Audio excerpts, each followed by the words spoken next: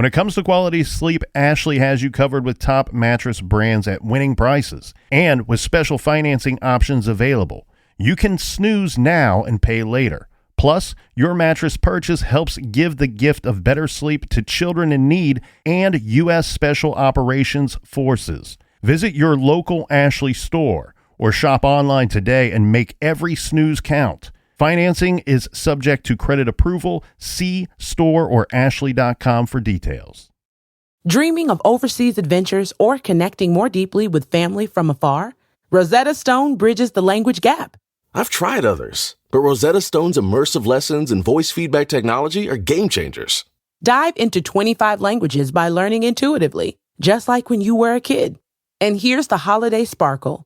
Grab a lifetime membership now and save 50%. Gift yourself the world.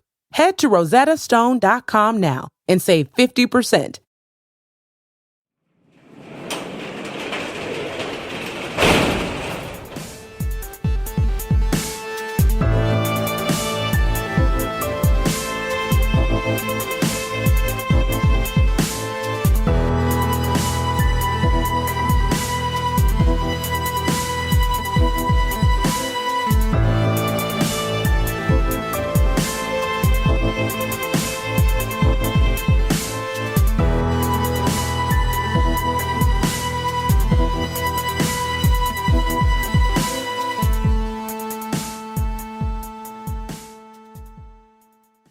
Welcome to True Crime Garage. Wherever you are, whatever you are doing, thanks for listening. I'm your host, Nick, and with me, as always, is a man that knows what he will do and what he will never do. And he's never going to give you up. He's never going to let you down. He's never going to run around and desert you. He is the very reliable captain. Oh, shit. I was just rickrolled on my own show. It's good to be seen, and it's good to see you. Thanks for listening.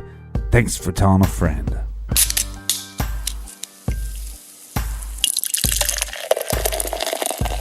Tonight we are drinking Trippel by New Belgium Brewing Company, garage grade 4 3/4 bottle caps out of 5.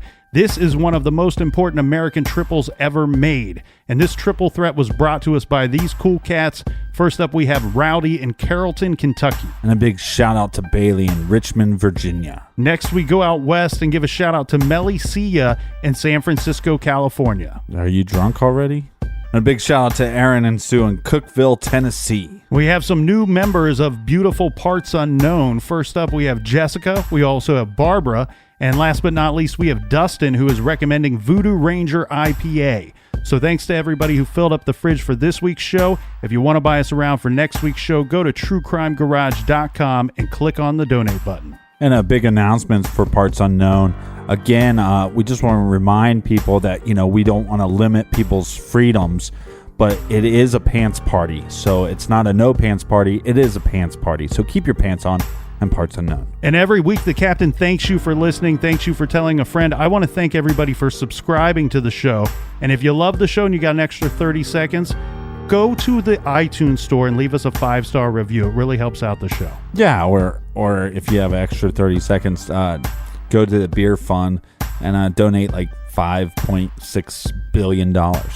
if you could. I mean, the reviews are nice, but if you could donate a couple $1 billion, that would be very nice. That's enough of the business, Captain. Everybody gather around, grab a chair, grab a beer.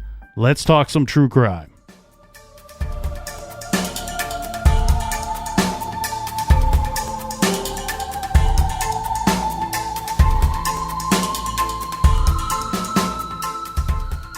Candace Hiltz, who was just 17 years old, was murdered on August 15th, 2006. She was described at the time as a teen mother who had an 11-month-old daughter. Candace's family said Candace Hiltz had an altercation of some sort with an officer at the sheriff's office about a week before she was killed. Just days before her death, the family's dog went missing. Mm-hmm. James Hiltz, Candace's older brother, was a person of interest in the murder but was never charged. Multiple family members who have spoken out all say James Hiltz was not the murderer and that he wouldn't have hurt his younger sister. Now, we said yesterday, Captain, that Candace's daughter Paige was born with an illness, and unfortunately, a little more than 6 years after Candace's murder, Paige passed away. The murder investigation went cold for many years. There seemed to be no new suspects, no new clues or leads. In fact, it appears that despite everything said by the Hiltz family, the sheriff's office seems to have set their sights on Candace's brother James. And for much of this investigation, and probably to this day, they still believe that he did this or was in fact involved. Dolores wanted the autopsy released to the public. She believed that there was information in there that would clear this thing up, or at least clear her son James. Mm-hmm. Well, the Hiltz family got their wish, and the autopsy was eventually released. And I'll read most of this article to you regarding this. This is titled, "Released to the Public Autopsy. Candace Hiltz shot 7 times. 3 different types of guns could have been used." This is from the Daily Record. You sure you don't want me to stutter through it? I'll let you hold my hand. So here we go. Details from Candace Hiltz' autopsy revealed that she was maliciously murdered. This is obtained from the Fremont County coroner under the Colorado Open Records Act. The formal autopsy states that Hiltz was found dead August 15, 2006. She was shot 7 times total, 6 in the head and 1 in the chest. The autopsy also reveals that 3 types of guns could have been used in her murder, and that she was shot both in the front and in the back. The autopsy said Hiltz was shot from the front once in the head with a shotgun, and then 5 times in the back with a gun of a small caliber. She also was shot once in the chest from the front with a gun of a medium caliber. The paths of the bullets are steeply downward back to front and left to right, the autopsy states, regarding the shotguns from the back. Mm-hmm. In a previous interview with Candace Hiltz's mother, Dolores Hiltz, she implied that the bullets going downward seemed like someone either executed her daughter or that there were 2 shooters. However, the autopsy doesn't present evidence that the guns were fired at a close range or the order she was shot. Yeah, but there's a bunch of evidence that points that she was murdered in her house. Mm-hmm. So it'd have to be at least somewhat close range. It wouldn't be of a considerable distance, no.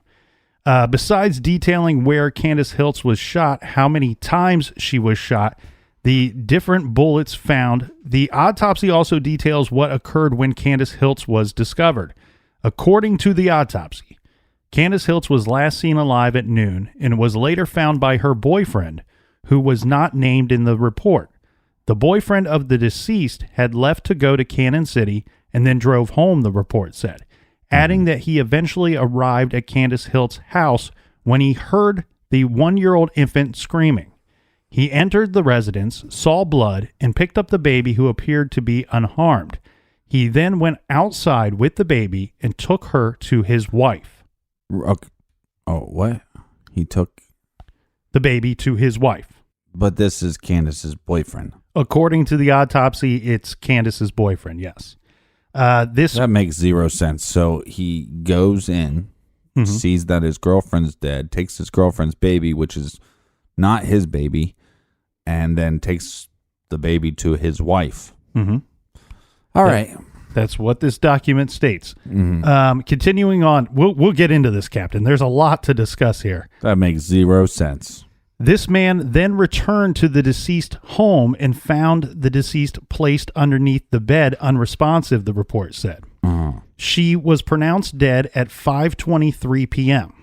Now, Dolores Hiltz, in a previous interview, said that she had first found her daughter wrapped in a blanket underneath the bed, but didn't mention anything about a boyfriend finding her daughter. After the evidence was discovered and reported, each family member who spoke with the Daily Record about it and about the murder investigation all said that James Hiltz did not kill Candace Hiltz. Okay.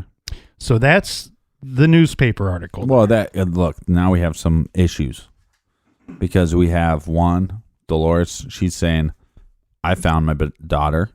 She has always said that, yes. And then I called the police. And now we have this other guy, which we don't know his name. So I don't even know what to call him. Okay, you want me to clear all this up for you? No, I'm trying to come up with a name for this guy first. I'll call him Reginald Wife-Girlfriend Combo. There you go. Is that too lengthy? I'll call him Reggie for short. Okay. So there's so much ground to cover here, Captain. I'm almost spinning trying to figure out where to start. First of all, that's the booze. All right. So this autopsy did not get released to the public for many years after Candace's murder. Okay, so let's be clear about that. Second of all, this is a secondhand account. We're hearing this through, the media. They could have chosen to leave things out. They could have misspoke on certain things. I don't get the vibe that happened, but I do want to be clear. This is a secondhand account of this autopsy. It's not us looking at it with our own eyes. Right. Now, why is it important that this autopsy didn't come out for many years?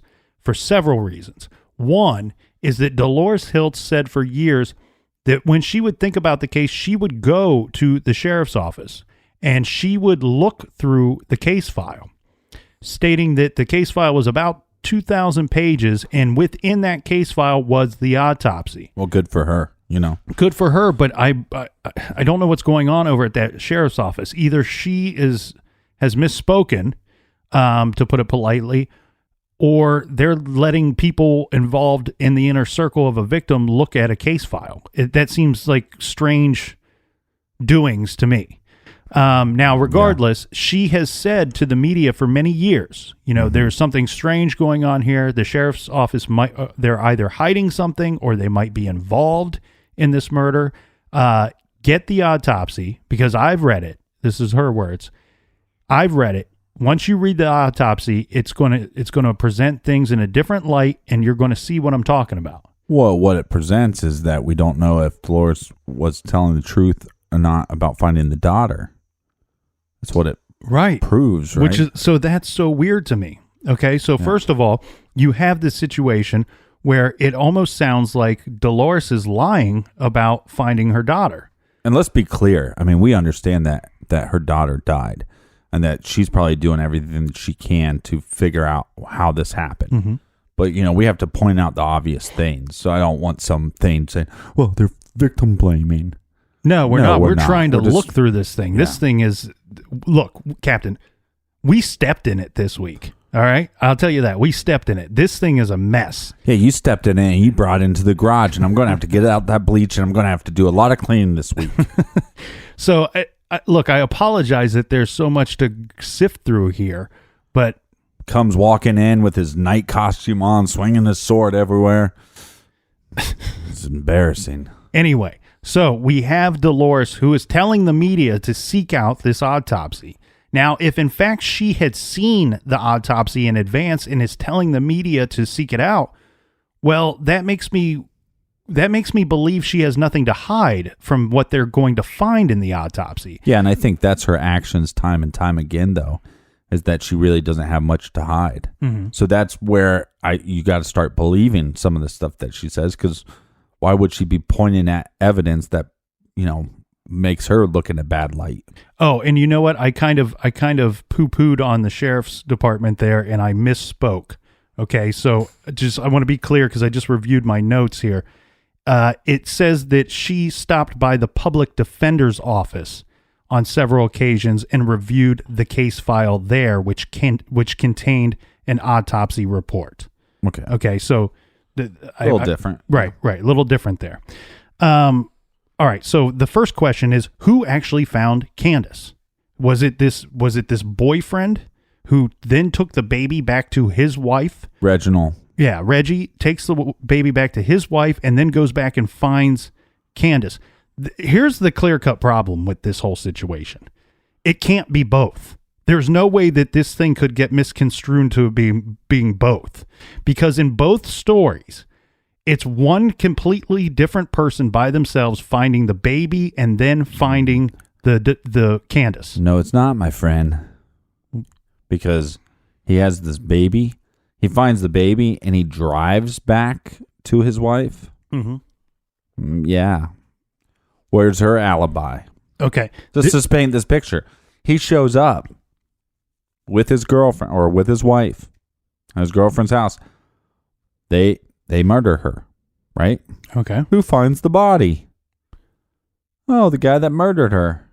What a convenient cover-up. Well, and then whose alibi is who? Oh, my wife's alibi we didn't kill my girlfriend, and there was 2 people involved in the murder. I'm just saying, just putting that out there as a possibility. Well, I know that we named this guy Reggie, but the reports that we see regarding the autopsy, they do not name this guy. They do not name his wife. Now, what Dolores would tell the media is that this is just one of several problems with the autopsy itself. Well, you're right, but that's also several problems with the investigation because we have no name of this person. So, and we also have factual evidence that law enforcement left behind evidence. Well, right? So we know that they have bonkered up this case a little bit. They gummed up the pipes, right? So what happened with this guy? Well, the autopsy itself could say his name. The newspaper that released this information may not have felt like they could release his name. No, then that's fair. I'm guessing that his name appears in the autopsy. But what I'm stating is that we have evidence that proves that they're incompetent on certain levels of this investigation, and that might have been an avenue where they put their blinders on and they go, you know what? Girl ends up dead, and we've been looking for her crazy brother. Mm-hmm. He's our number one suspect. Mm-hmm. Well, your number one suspect might be the guy that's taken a baby to his wife that he got from his girlfriend, his dead girlfriend's house. Maybe that should be your first number one suspect. That would be mine. Well, Dolores says that this was not Candace's boyfriend, first of all. That was something that they just got wrong. That she didn't have a boyfriend, okay? Okay, this is just getting so Second confusing. of all, the person that they are talking about is not married. So there's several problems with that statement in the autopsy. This, according to Dolores. However, she states that this man was a friend of a neighbor. I'm sorry, I said that wrong. Was a son of a neighbor who was asked to drop by the house to check on Candace and the baby. Here's the problem, though. That's as far as an explanation as we get from anybody. Okay, so you clear. It still doesn't explain who found the body first. Who found the body. You're exactly right. Or where the baby was when the body was found. It doesn't explain any of that. And only one of those stories can be true. It's not a meshing of the two stories. Right. It doesn't work. It doesn't work for this situation. No, not at all. I would love for somebody to clear this up because the problem we have is, like I said, both stories don't work here. One is right and one is wrong. And for you to prove to me which one is correct, Dolores, I would like to know the name of this guy that you asked to drop by the house to check on Candace and the baby.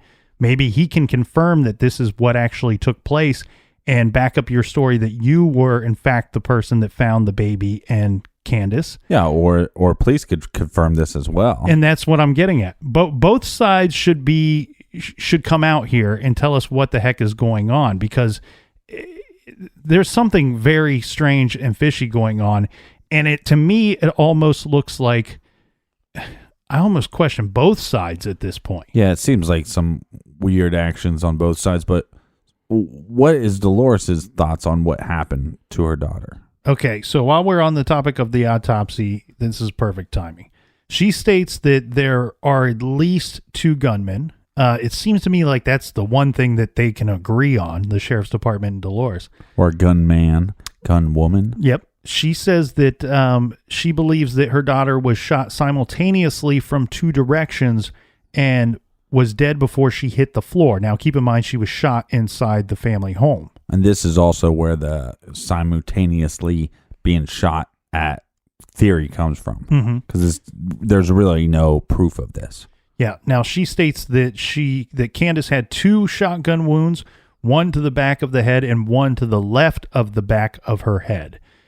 She had 8 to 10 .22 caliber gunshot wounds in her left side, Dolores said. When they were dragging her body down the hall, she thinks that Candace had some death tremors and that her head would have touched the doorway and left a wavy blood pattern on the door.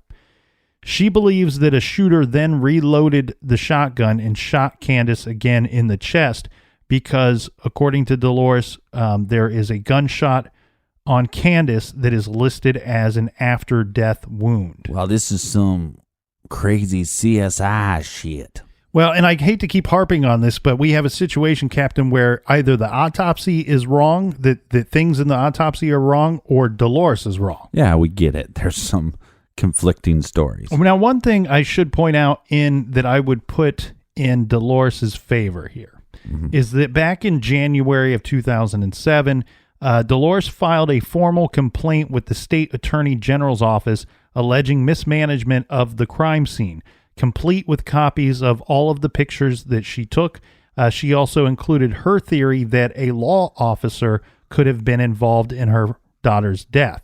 Right. Now tell me, what person in their right mind would have been involved in this and then brought a big spotlight on this case? And by the way, when I bring the spotlight, underneath that spotlight, I'm going to give you all the evidence. Right. If you're involved, you don't do stuff like that.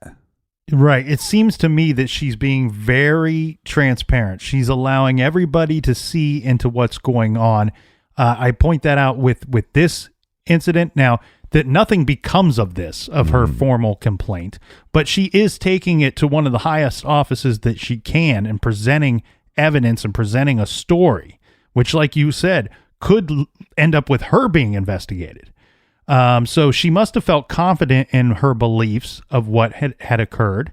And again, she encouraged the media to seek out this autopsy. So maybe even though these stories aren't lining up, she feels she's honest. Therefore, she has nothing to hide. An honest man, an honest woman has nothing to hide, right? Right. And she's being very forthcoming with everything. Yeah. And, I mean, this is just speculation. Just a little speculation. Just a little birdie told me this little story that possibly the person that performed this autopsy was related to Fahmy Malak.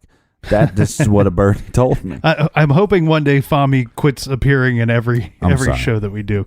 I generally believe that most of these coroners are doing a great job, medical examiners doing a great job, and that's where the real facts, where you get the real facts from.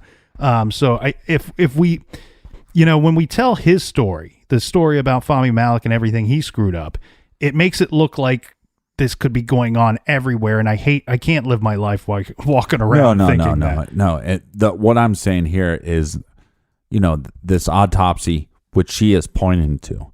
She's saying, take a look at this. There might be one or two inconsistent things in it, but the overall picture is there. And I think maybe that's what she's saying is, well, yeah, they didn't get that right, but who cares?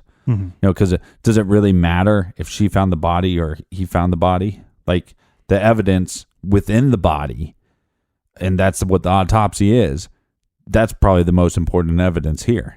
Right. I mean, at the end of the day, it doesn't matter, but it's something that should be clear. No, it should be clear, but what I'm stating is that, even with that unclearness, she's still saying, hey, you need to take a look at this because there's enough evidence here to go with her theory, or to go into the fact that there should be more of an investigation. And this was a situation, and we see this time and time again, where law enforcement, they come to a conclusion, and then they got their guy just on a different thing. And he's in this hospital, so he's away, and he's not going to harm anybody. Right? So we got our guy, and now we stop working on it. Now, there is an interview where, Dolores, she isn't always just saying that the sheriff's office killed Candace. Or that Dodd killed Candace and covered it up. Right. She's not stuck to that 100% all of the time. And, there was at least one occasion where she did state that perhaps it was a couple of girls who were jealous of Candace and not an officer who had killed her daughter because of the after-death trimmer. Remember the after-death shot that we spoke of? Right. Where she believes that there was a death trimmer, and then the killer reloaded the gun and shot her then. Her statement is that she believes a trained officer would know about death trimmers and would not have panicked thinking that Candace was still alive and then shot her again. Yeah, but most police officers haven't shot a person before. That's true. But she does bring up an interesting topic for me. And this is when I review what the autopsy says according to the newspaper. Now, to be clear, The autopsy, according to the newspaper, makes it sound like Candace was shot in the front and in the back simultaneously, right? From opposite directions simultaneously. I have a hard time believing that trained officers who are trained in strategically moving through a home, clearing out rooms, moving through buildings, clearing out rooms, they're also trained not to shoot at one another, okay?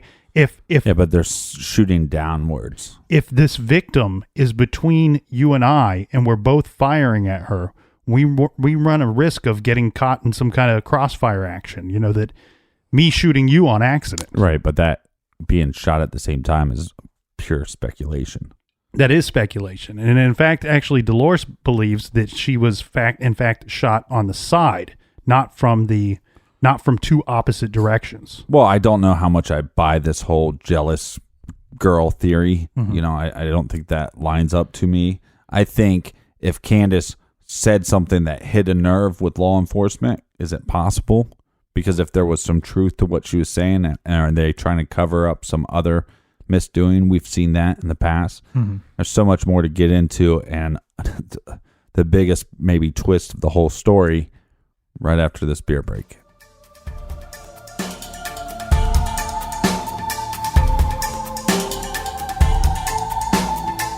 This show is sponsored by BetterHelp. Do you look forward to the holidays? Maybe you struggle with seasonal blues. This time of year can be a lot, and it's natural to feel some sadness or even anxiety about it. But adding something new and positive to your life can counteract some of those feelings. Therapy can be a bright spot, something to look forward to make you feel grounded, and to give you the tools to manage everything going on. If you're thinking of starting therapy, give BetterHelp a try. It's entirely online, designed to be convenient, flexible, and suited to your schedule. Just fill out a brief questionnaire to get matched with a licensed therapist and switch therapists at any time for no additional charge. Find your bright spot this season with BetterHelp. Visit BetterHelp.com/garage today to get 10% off your first month. That's BetterHelp, HELP.com/garage. Dreaming of overseas adventures or connecting more deeply with family from afar?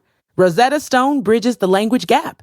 I've tried others, but Rosetta Stone's immersive lessons and voice feedback technology are game changers.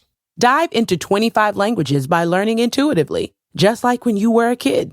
And here's the holiday sparkle. Grab a lifetime membership now and save 50%. Gift yourself the world. Head to rosettastone.com now and save 50%. Major phone carriers make you sign contracts with rigid data plans to trap you into a kind of forced phonogamy. Sounds pretty insecure if you ask me. At Consumer Cellular, we believe in a more consensual and healthy form of phonogamy, free of contracts and more flexible to your data needs. This way, you stick around not because we force you to with contracts and fees, but because you love our phone plans. Like ardently love our phone plans. Phonogamously. Consumer Cellular. When freedom calls, we're here to answer. Call us at 1-888-FREEDOM.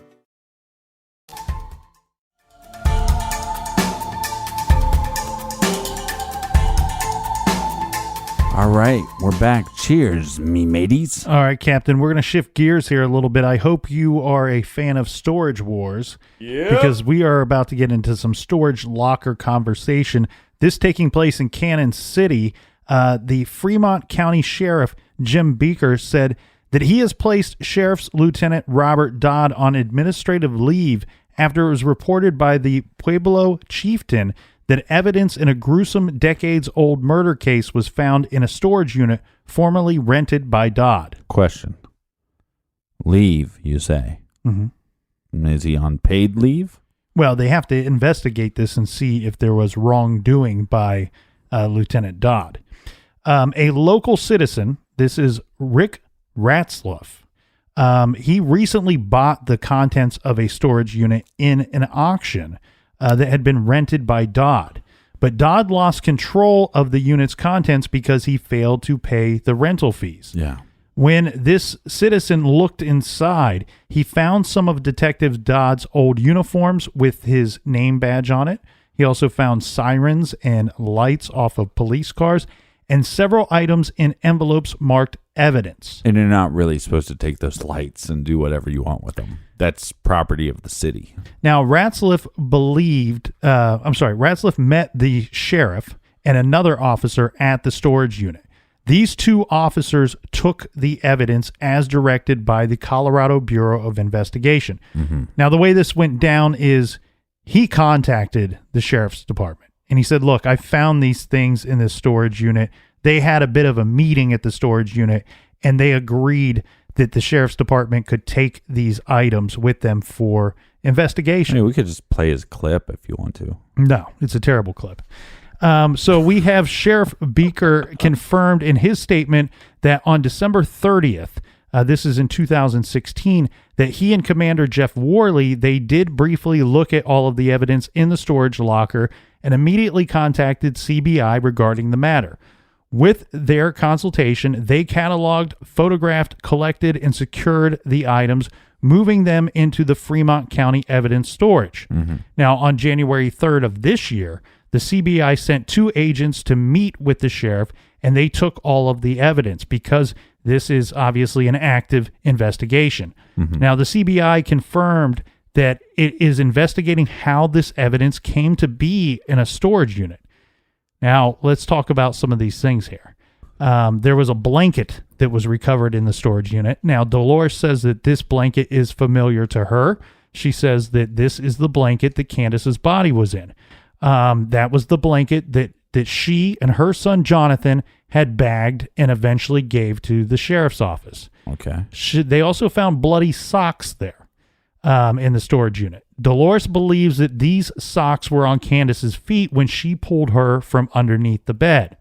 They would have been taken off with her clothes, with Candace's clothes, when she was taken to the autopsy. A hatchet was also recovered in the storage locker. Yeah.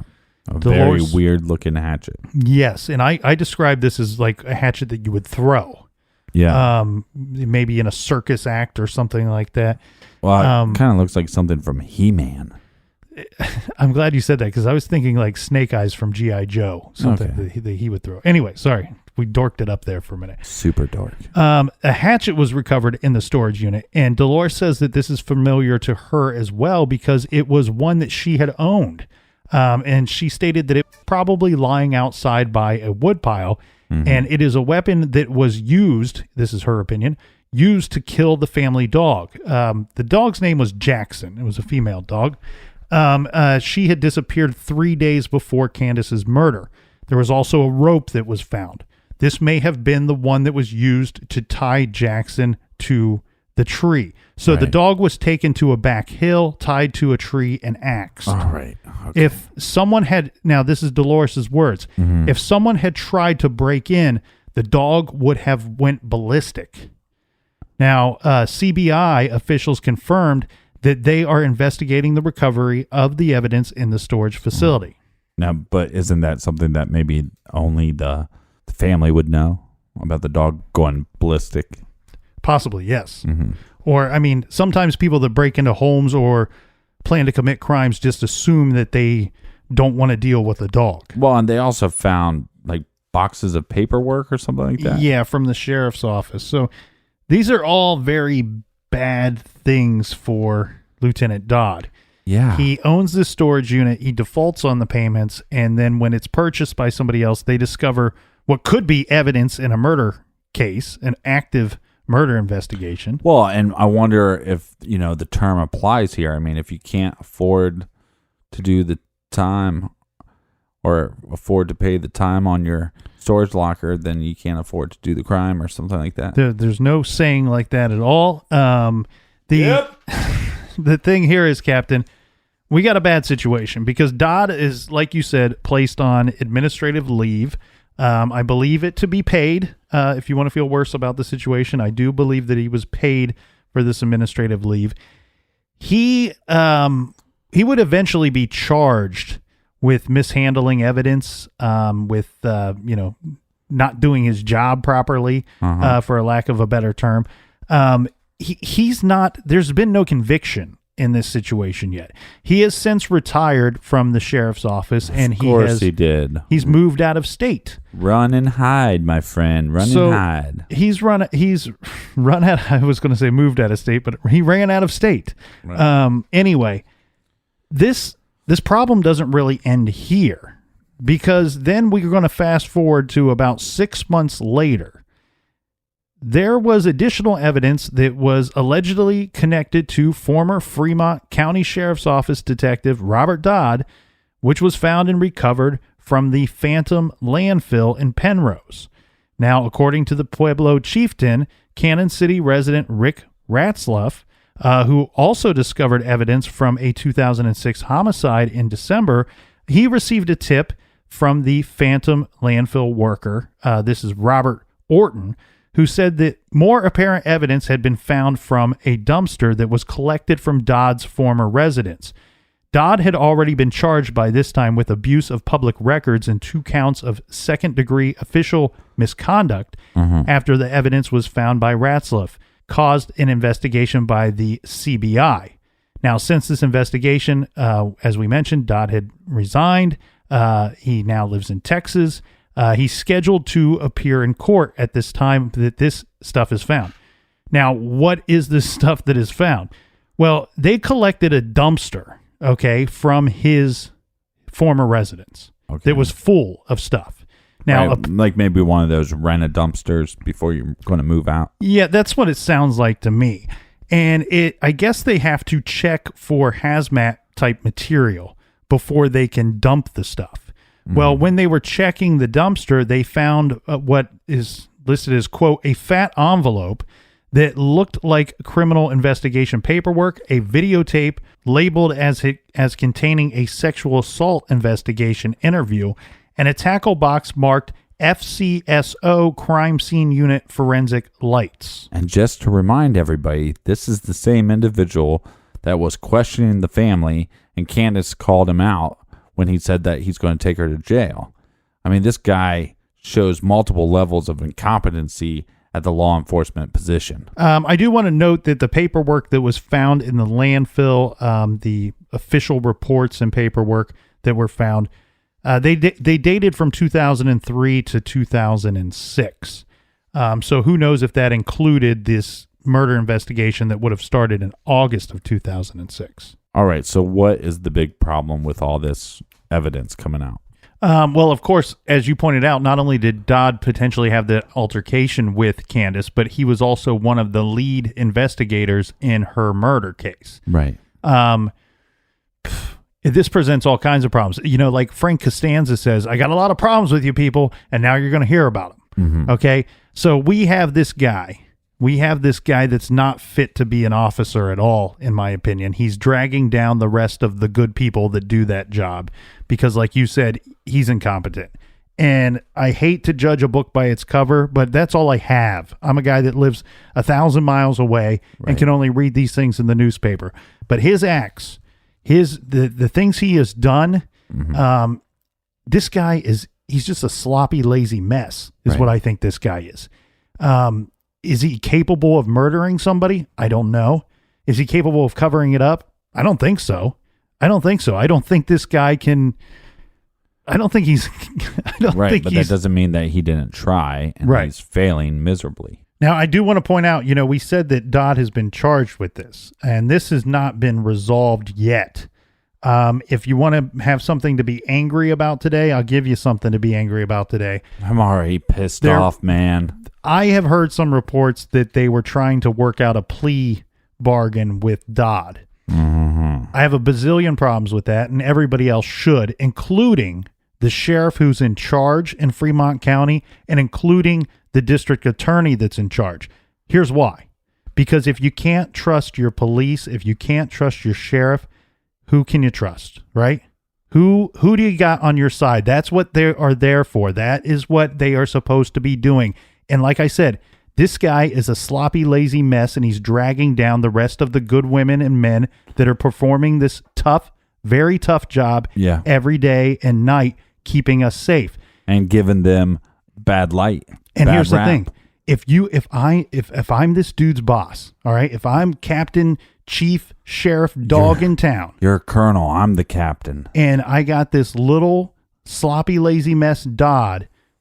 He's got evidence in a storage unit. He's throwing away important items in the landfill, in a dumpster. What else? Who knows where else he threw stuff away at? Right. You know who he's making look bad? He's making me look bad. The head dog in charge. He's bringing down the whole sheriff's department. If I were this Sheriff Beaker guy, I'd be on the phone with the district attorney and I would say, no, you throw the book at this guy. We need to make an example out of him for the public, but more importantly, for the other officers that are coming up through the ranks. This is stuff that even if he wasn't trying to cover up a murder, even if he wasn't hiding anything, this is just a sloppy, lazy mess that Dodd sat in for years. And this is not how you can run any type of investigation. This is not how you can run any type of sheriff's department and hope to get things done. Well, it's obstruction of justice, which is breaking the law. So if you break the law, you should go to jail, and that's what this scumbag deserves. Now, go to jail. Is this stuff evidence in the murder of Candace? I don't know. We'll get into that in a minute. But regardless, let's say that it is. Let's say that these items were somehow involved or connected to the murder of Candace Hiltz. We have a big freaking problem here now, Captain, because guess what? Problem. If I find this evidence and I find DNA evidence on this stuff that ties somebody to the crime or points me in a direction that would lead me to solve the crime, guess what? This stuff ain't going to work in the court of law, because you can't. Any good defense attorney is going to tell the jury this stuff sat in a locker in a storage unit. It was not in a controlled environment. It was being housed by this cop that we don't know if he's a bad dude or not for years and years and years. This is contaminated evidence. You now can't use this to convict anybody. We have a case that looks to me to be, in the early get-go, this case should have been solvable. The problem is it's unraveled and it's fell apart throughout the years, and it's only gotten worse. And I fear people, and I know we've questioned Dolores and what's going on there in that situation. Here's the thing. Candace is the victim here. She deserves justice. Dolores, our family deserves justice as well. Yeah. And I fear that nobody's going to get this because of moves that have been made by the sheriff's department. That's just if he's a sloppy mess and he's not involved. But if he's somehow involved, they can still tie this in to have evidence against him. And I'll be really interested to see what the CBI comes out and says, moving forward. Yeah, I'm really looking forward to that information as well. Here's the thing. Here's my other thoughts on this. I know I got real worked up there, because I do feel like Dodd, regardless, has done some very bad things, some wrong things. Sloppy mess. Now, let's say that this stuff is not evidence in the actual Candace case. Right. Now, that might be confusing for somebody listening right now. What do you mean by that? And nobody has come out and stated 100% that this is stuff that was actually taken from the Hiltz home, that this was, in fact, the hatchet that was used to kill the dog. Okay, here's where I call into question the hatchet. Right. You and I described it. Dolores described it as a hatchet that she believed that she owned, and that would have been near a wood pile. I'm assuming it's near the wood pile because it was used for chopping up wood and sticks and things like that. This does not look to me like the hatchet I would pick out to chop up wood. Right, but you don't look like somebody that could chop wood. I can chop wood. Well, now, here's the thing. Sure. But not with that hatchet. Not with that hatchet, my friend. This hatchet to me looks like either something that Dolores would not have owned. I don't know why she would say that's one that I owned and it was used for chopping wood. I would tend to lean more to the side that this could be a hatchet that was stolen from somebody's home by James. This looks to be more of a decorative hatchet rather than something you would use as a tool. So there's where I question that. That's where the big uproar is, because everybody's saying that we have hidden evidence in a murder case. I've not had anybody with any background come out and tell me that this stuff is actually involved in that murder case. What we do have is a law enforcement officer that we know for a fact withheld evidence We just don't know what the evidence is for, in Right. which cases it's for. So there are 4 major theories swirling around this whole unsolved case here. And I know that it's pretty obvious that we danced all over 2 of them. But let's go through them very quickly here. And I'm just, I'm not trying to brag or anything, but we look like Justin Timberlake and James Brown. That's right. Anyway, so the first theory that's out there is that the father of this baby came to the house and killed Candace. So this would be Paige's father. Now, there's several problems with this theory. One, we don't have on record what the name is of the father. Okay. The theory would be something like this, that he was either angry with Candace or he didn't want to be a father, didn't want to have a baby in his life, so he kills Candace. This doesn't ring true to me real well. It doesn't sit well with me because I don't see this person, can't find any evidence, first of all, of this person being involved in this baby's life for 11 months. I don't know if I had fathered a child, didn't want to, and wasn't told that I'm the father, didn't have any knowledge of this, nobody seeking money from me or anything of that nature, and this baby's fine, living for 11 months elsewhere in the care of its mother, I don't know that I would have any... why would I have any ill feelings towards that situation? Yeah, I get your point there. I think the major thing here for me on this theory and why I don't buy it is I feel like Candace's family would be talking more about this theory. Right. That's a very good point. I think if he were to be a suspect, we would have heard this person's name from the Hiltz family themselves. So moving on to theory number 2, that Candace was killed by strangers, that somebody busted into the house and killed Candace and then left, seemingly with no motive at all. Really, I guess the only thing you could come up with here is that it would be some type of thrill kill. But to me, this seems targeted in a way, where with most of these thrill killings, from my experience, they seem to be more crimes of opportunity, where they stumble upon their eventual victim. This to me looks like someone targeted the house for some reason, came in and killed her. I mean, somebody obviously showed up with several different firearms, showed up with something used to break into the house itself. And here's the other problem I have. I firmly believe that the death of this dog is linked to the death of Candace. Right, which would be days prior. Right. And it seems to me like that's not random at all. Like somebody would have had to stake out the house, watch the house, capture the dog somehow, and then tie it to the tree and then kill Candace later. To me, that seems, it almost seems lazier than the work that Lieutenant Dodd was doing. Yeah, the only thing about this theory for me would be, it could have been the dog has something to do with it. Like we said, it was prior, but it could have been a situation where there's a group of individuals that thought for some reason on this property was an opportunity, and they staked out the house or whatever. But again, there's really no evidence towards that. Then obviously one of the theories also would be that her older brother James killed Candace.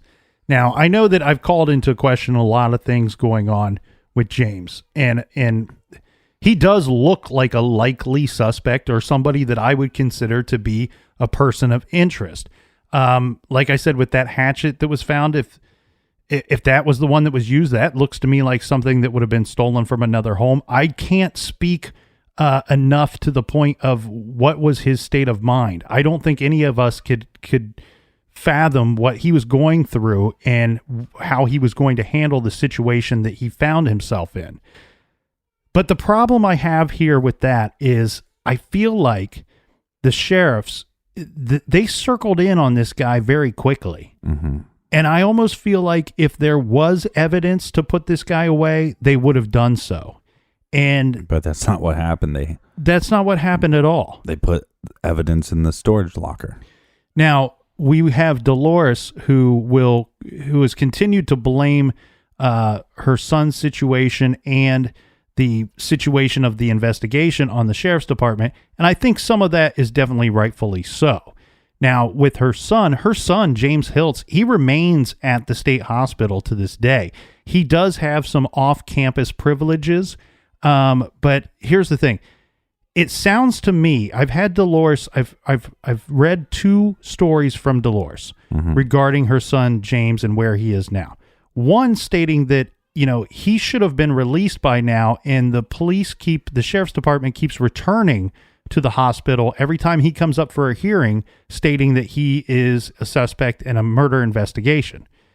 But she has also said that James has chosen to stay at the state hospital.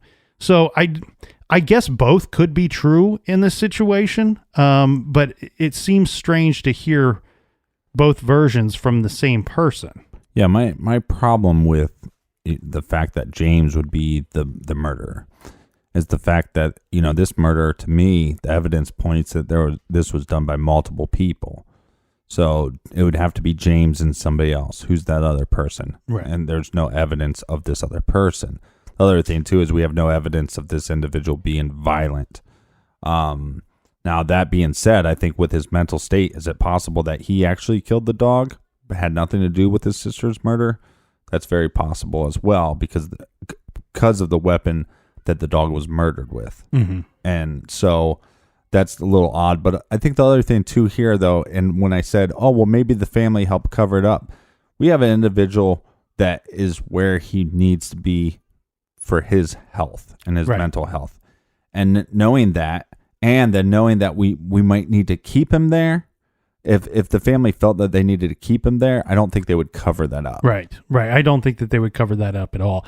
Then the other obvious one was somebody from the sheriff's office involved in the murder or killed Candace and has covered it up. Well, so many signs point to yes.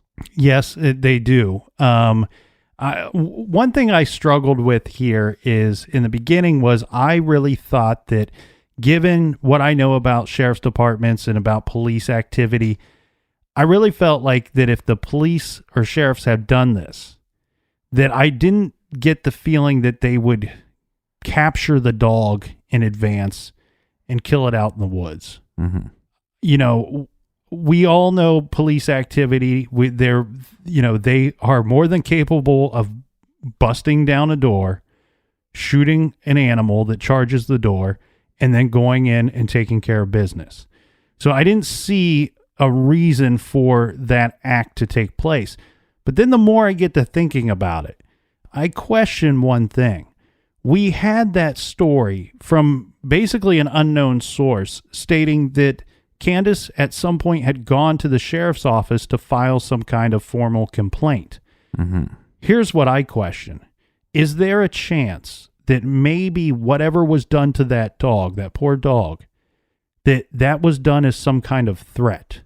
And what I would be curious to know, and we will never know this, whatever was done to that dog, did that happen, and was that a threat that was not received by the family because they were unaware that the dog was missing, or just thought the dog took off on some adventure, and then Candace goes and files this report or attempts to file a report with the sheriff's office? Yeah. If we knew that little piece right there, I would think that all points show and sign, and the point two, someone in the sheriff's office probably died.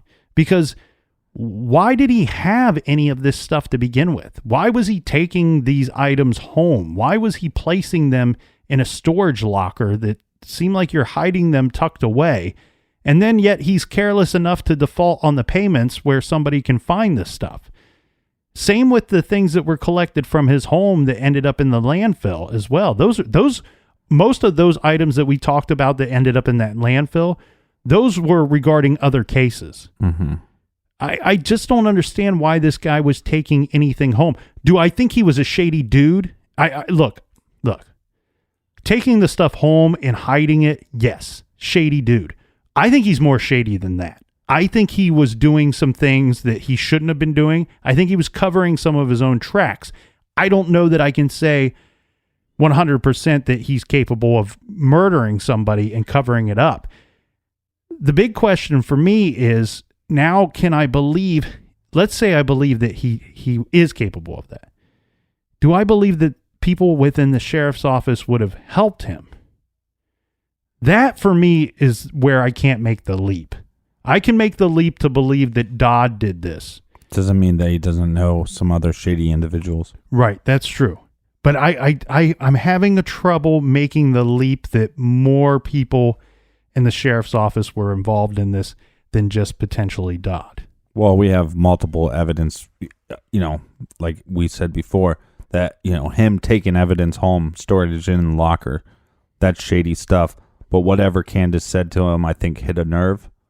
And I think that if you investigate that avenue, you're going to find more answers. I just lean towards that there's a lot of shady stuff going on with this individual. And like you said, I think the dog was possibly a warning as well. And I apologize if at any time we seemed frustrated during these episodes, but this was a very frustrating, I'm not sorry, very frustrating case to cover, because there's so many things that are wrong with this case. There's so many things that you question. This might be the messiest case that we've covered. Yeah, and look, I'm not one to jump down law enforcement throats. I love conspiracies, right? Mm-hmm. Captain Conspiracy all day long.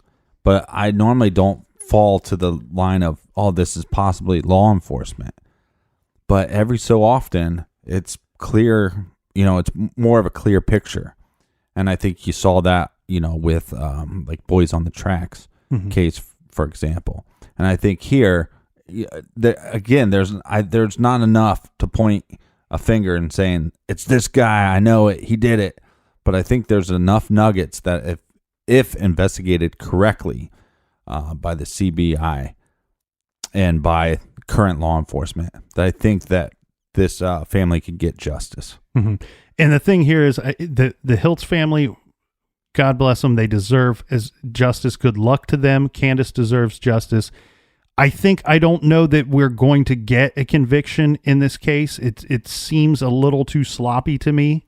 But no, I think they could, but I think it's going to take that community rallying around the fact that they deserve answers, and they deserve to have people that they pay to serve and protect, and not, get in the way of justice or take the law into their own hands. And it's going to take the local community constantly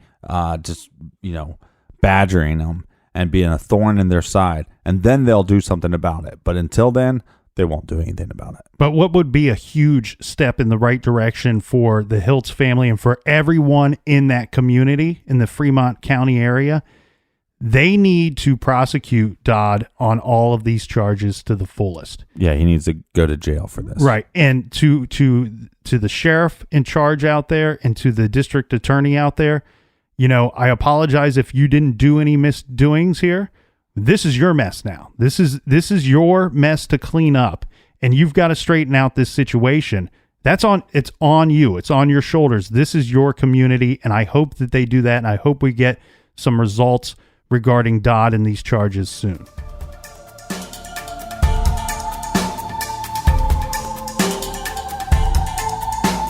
All right, thanks for listening. I want to apologize for the wood chipper earlier, and then you might have heard my niece screaming her little head off because she's over creating havoc in the garage. We have recommended reading. Yes, this week we are recommending The Scarred Heart, Understanding and Identifying Kids Who Kill by Dr. Helen Smith. Violent kids, they are everywhere, or so we are told. The evening news is full of blood-curdling stories of youth violence. Schools are trying all sorts of approaches in the hopes of preventing yet another massacre. Adults have done a lot of talking about juvenile violence, but few of them have spent time talking to the kids themselves. Dr. Helen Smith has. This book is based on her experience interviewing violent children and teenagers. It also reflects the findings of her massive national survey of violent and nonviolent youths age 10 to 19. So from the good doctor's experience and the voices of kids and teenagers comes suggestions for healing the scarred hearts that lead to juvenile violence. So check out Scarred Hearts by Dr. Helen Smith. You can do that by going to our website, truecrimegarage.com. Click on the recommended page. Pick up any of our suggested books by going through our Amazon banner. And while you're at the website, you want to go to our merch page because there's going to be Team Nick tank tops for a limited time only. They're probably going to sell out by Friday because I just ordered a small batch. So check those out. All right, Colonel. Till next week. That's right. Get your tank on, not your stank on. Go Team Nick. Until next week, be good, be kind, and don't litter. Go chop some wood.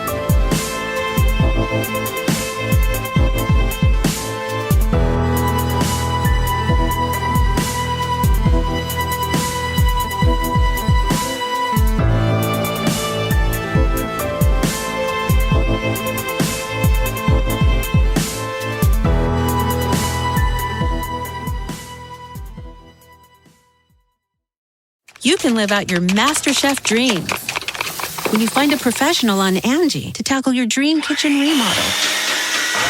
Connect with skilled professionals to get all your home projects done well. Visit Angie.com. You can do this when you Angie that.